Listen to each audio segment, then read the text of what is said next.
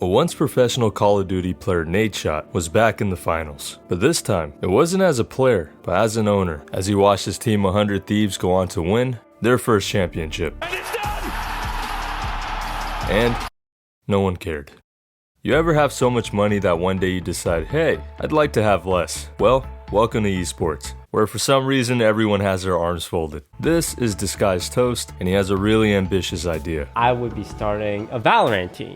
He put together a random group of players and coaches and created DSG, a Valorant esports team. The goal? Enter an open qualifier and go on a deep tournament run. If they lose here, that's it. $500,000 gone, and they'll have to wait until next year to even try again. But surprisingly, they won, and they won some more, and they kept on winning. And regardless of what happens to DSG, Toast will tell you it's already a success. But I'm curious at how you actually succeed in this space. Esports is a notoriously bad business. Public stock prices that have dropped to pennies, mass layoffs, and sketchy crypto sponsors. The only two profitable organizations are TSM and 100 Thieves, and TSM lost their FTX sponsor, for good reason, and 100 Thieves laid off 30 employees, followed by every other esports doing the same. And that's because the biggest problem the industry faces is how do you make money? And there's an organization that's learning this the hard way. Faze on, baby!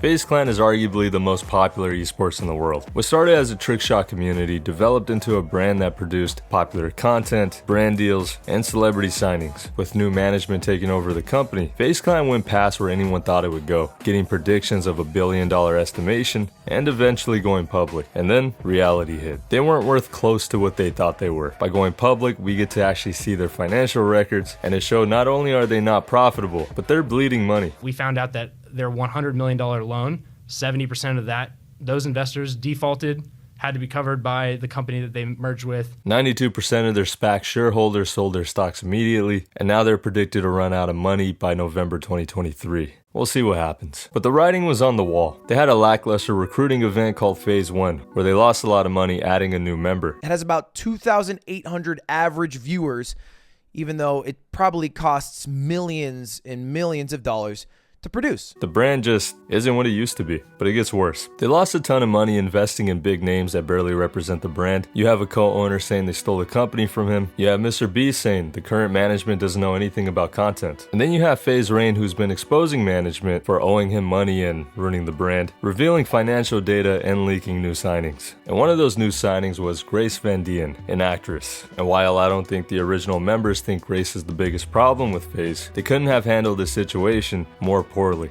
Faze Banks was on Twitter saying Faze lost the plot, but in reality, he lost the plot. He lost the plot when him and Rain decided to react to the Gray signing rather than the things they were actually upset about. You want to talk about responses? What is your response to Faze's former editor allegedly soliciting nudes from minors? What is your response to terrible contracts like the one given to Tfue that Faze Tico came out and admitted he also had? The opinions keep evolving, and that's the same Tico that was involved in rug pulling a charity coin for kids. Scamming kids with crypto coins? Yeah, whatever.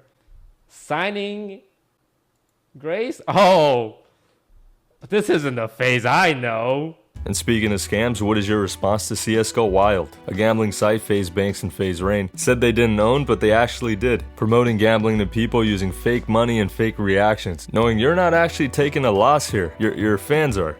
Yeah. Bro, what's happening? What? What is happening?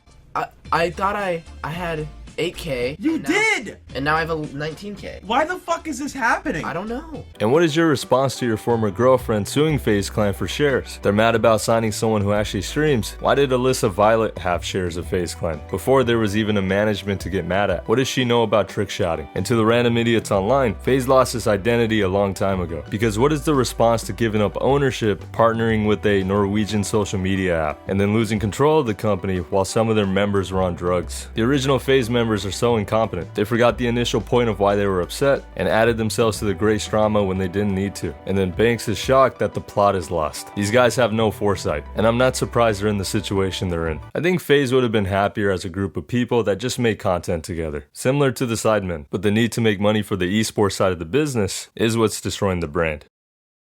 Esports just isn't profitable. There's a reason merch is sold like a streetwear brand, because no one wants to wear a jersey that says Honda on the front of it. And I drive one, but it's the biggest source of revenue that makes money, so it needs to be good. And sure, you can make money by getting sponsorships, but they kill the engagement with bad ideas and hurt the SEO by putting brands in the title. But even with that little bit of revenue, there are still big costs associated with travel, housing, coaches, and licensing. Basically paying half your money to the company that owns the game just to competitively play it. That's not something you have to do in any other actual sport. But one of your biggest costs, and I was kind of surprised by this, was player contracts. And that's because teams are paying millions of dollars just to import the best talent. But there's no way that one player is going to return that much money in revenue. And it's surprising because they're still not going to win, let's be honest. And that's because there's a country that's just so much better than everyone else.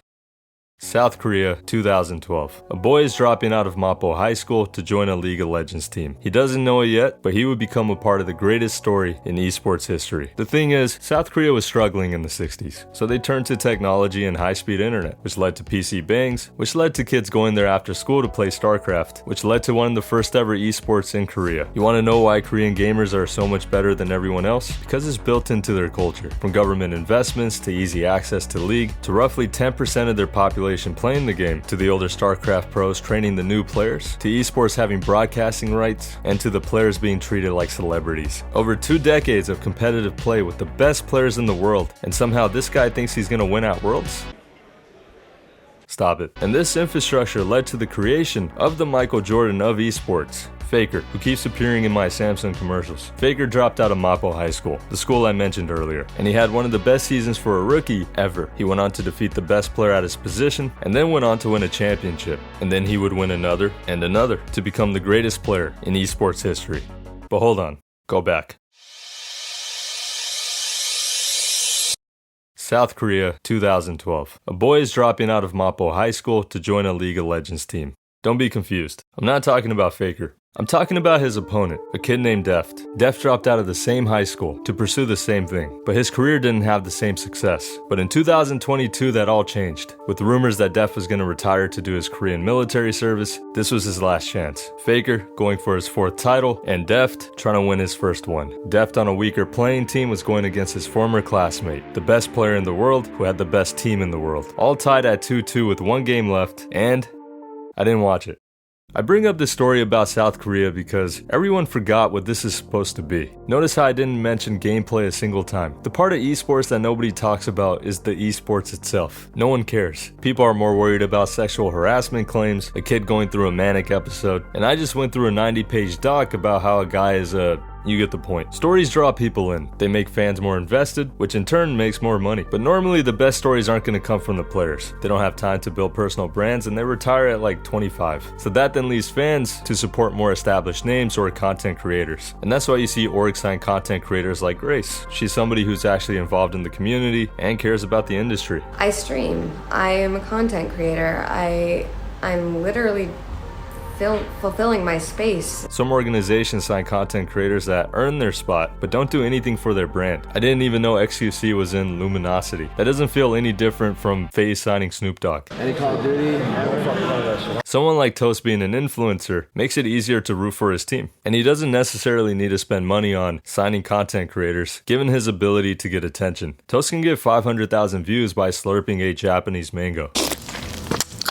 But the reason I bring up Toast is because he's someone who's a fan of esports, plays the games, and is passionate about his team. A new type of investor that actually cares about the sport and can hopefully grow it and change it into something more sustainable in the future. And that's the difference you're seeing with him versus a more established organization like Faze. Here's one brand that went public to become the first $1 billion esports team versus a guy who just lost over $1 million of his own money just to create one. The current esports industry feels like a bubble. You have wealthy owners that buy these teams comparing it to traditional sports, and they're not seeing a return on their investment. So it's important for the industry to have guys that are willing to lose some money, hoping that the next generation is willing to learn the games and spend their money. Otherwise, it's game over. And going back to the story between Faker and Deft, just in case you care, the underdog won. DRX are your 2022 World Champions!